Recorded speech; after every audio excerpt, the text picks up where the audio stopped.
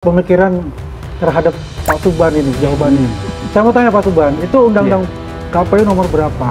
Undang-undang Pemilu nomor 7 tahun 2017. Pasal 169 butir R ya, butir R. Tadi Pak Roy nanya Mas Kaisang, Z, ini Mas Kaisang foto wisudanya. Apa itu? Lulus. Nanti lulus tag lagi deh fotonya. Ya. Kayak Gibran foto wisudanya juga ngaco. Mas Gibran, Ya. Mas Kaisang semuanya sesuai Pak Roy. Ya. Mas Gibran ikut pemilu, Mas Kaisang ketua umum partai Ya udah, politik, nanti ketum di tag saya. Oleh karena itu saya kira Mas, ini udah selesai Mas. Enggak selesai. Itu ya Tifa, Roy Suryo dan Rismond serta kawan-kawannya agar mereka ini tidak membuat kegaduhan lagi gitu loh ya, karena semuanya ini sudah melebar jauh dari awal mereka. Nah, udah wali kota Solo, wapres. itu nanti diperiksa. Kalau mereka salah, KPU sekarang kayak KPU Bagaimana sekarang. jika Mas Roy yang salah? Oh ya nggak apa-apa. Ayo tuntut saya kalau salah.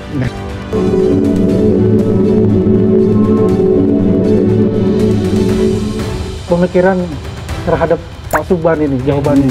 Saya mau tanya Pak Subhan, itu undang-undang KPU nomor berapa? Undang-undang Pemilu nomor 7 tahun 2017. Pasal 169 butir R ya, butir R. Ya. Pak Subhan, itu masih general. Itu ada turunannya.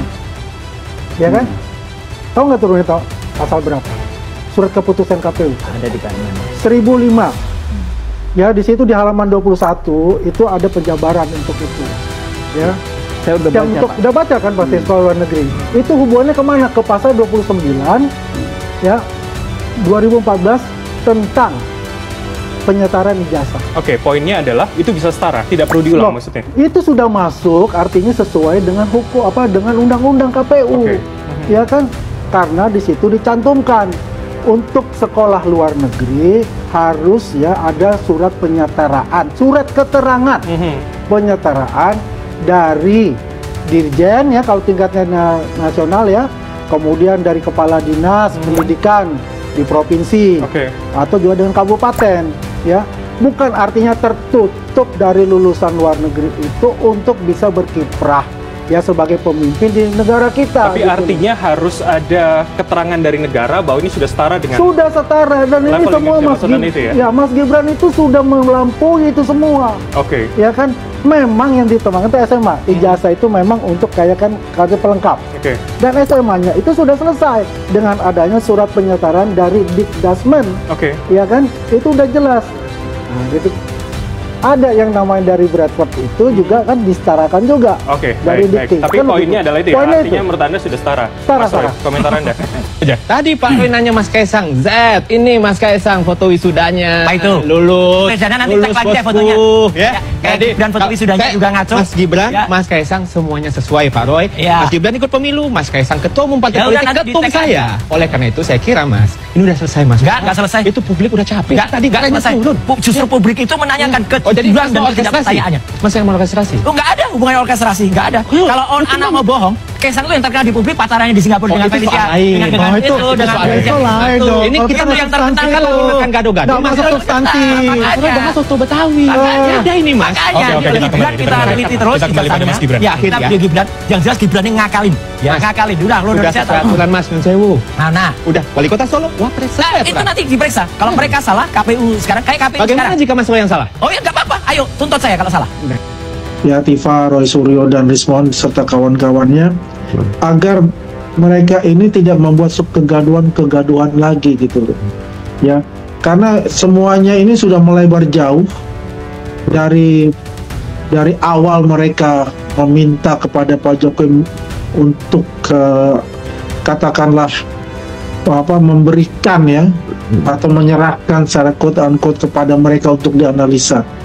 Dan ini luar biasa sekali framing yang mereka buat, sehingga mereka selalu dengan keyakinan penuh bahwa 99,99% bahwa ijazahnya Pak Jokowi palsu berdasarkan ya penelitian ilmiah menurut versi mereka. Padahal yang diteliti itu kan sudah jelas semua, apa yang dicatatkan oleh Barreskrim itu bukan ijazah asli tapi fotokopi yang dia teliti. Apalagi berdasarkan yang namanya saintifik menggunakan data ELA itu. Padahal sudah dikatakan bahwasanya data ELA itu tidak bisa digunakan kepada ya kertas yang bersifatnya analog gitu loh, bukan digital. Kalau digital bisa, tapi ini kan analog, harus ada barangnya yang harus diteliti gitu loh dengan menggunakan ELA itu. Tapi kalau fotokopi jelas lah nggak bisa gitu loh.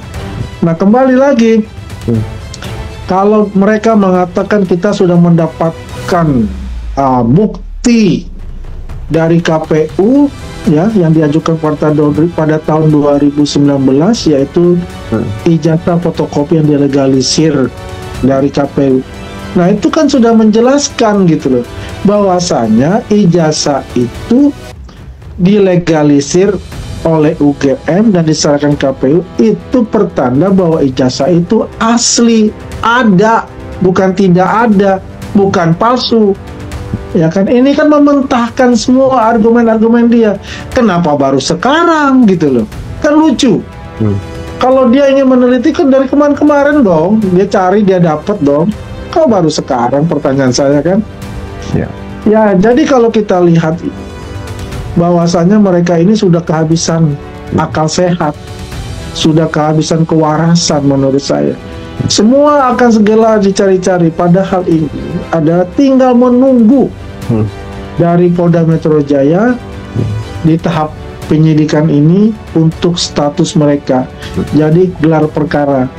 Nah kita berharap bahwa gelar perkara itu ya kalau bisa dilaksanakan ya paling lambatlah pertengahan Oktober gitu, sehingga ya status hukum itu dapat jelas kita ketahui bersama gitu. Begitu, Cak. Ancamkan ya mereka pun mendesak-desak Polda Metro Jaya sama sekali tidak benar ya, itu melanggar hukum. Apalagi ada, saya langsung ingat ketika seorang perempuan di sana ya itu mengancam akan melakukan tindakan dengan melakukan porno, itu pelanggaran terhadap Undang-Undang 44 tahun 2008 khususnya di pasal 4 ayat 2. Saya kebetulan adalah narasumber juga di undang-undang itu ya gitu, ketika sebelum menjadi anggota DPR. Itu adalah tindakan yang melakukan porno aksi. Porno aksi adalah bagian dari pornografi, dan itu kalau diteruskan itu bisa menjadi tindakan asusila nantinya. Ya, tahu nggak gambarnya asusila? Asusila itu kayak gini nih. Ini asusila ini. Seperti apa? Sila. Silo. Asusilo. Apa itu? Jadi mereka mau asusila. Ya, jadi kita tolak keras. Ayo rakyat Indonesia, ya jangan biarkan mereka melakukan tindakan porno aksi dan asusila semacam itu. Ya, dimulai gini. Jadi mohon maaf sudah azan. Jadi kita sampaikan kami melakukan tindakan yang terstruktur dan terukur. Kami sampaikan surat dan insya Allah kami mohon doa restunya dari Indonesia. Mari kita teruskan masalah ini di Barreskrim dan kemudian yang ada sampai pengadilan di Barreskrim, tapi yang sesuai dengan ada himbauan dari semua termasuk mantan Kabar Barreskrim yang ada di Polda Metro Jaya harus di SP3. Sekian, terima kasih. Wassalamualaikum.